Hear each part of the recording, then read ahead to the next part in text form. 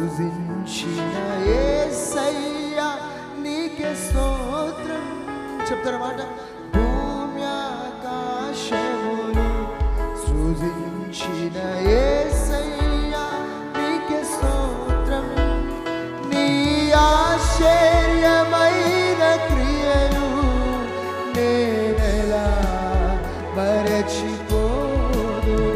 నీ ఆశ్చర్యమైన క్రియలు నేనెలా మరచిపోదును. హల్లెలూయా. చేతులు పైకి బిగ్గరగా చెప్దామా? అందరూ కూడా చేతులు పైకి.